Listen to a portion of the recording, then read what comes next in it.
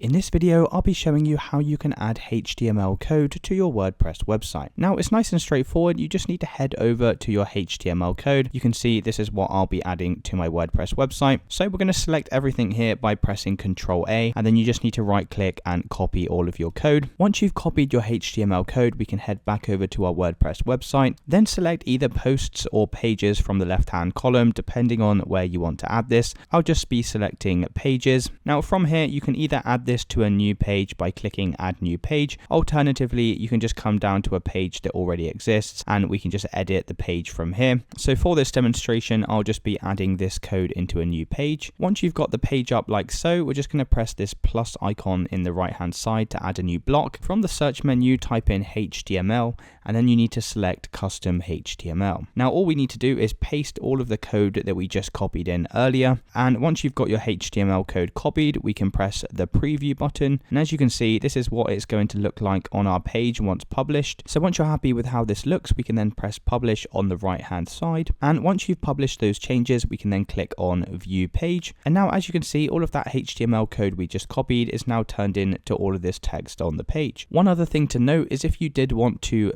style any of this text here, then you can do that just by coming over to customize at the top, scroll down to additional CSS, and inside of here we can type in all of our CSS code, and then you can apply certain classes and things to style all of this text. So it's as simple as that, guys. If you did find this video helpful, then please consider dropping a like and subscribing.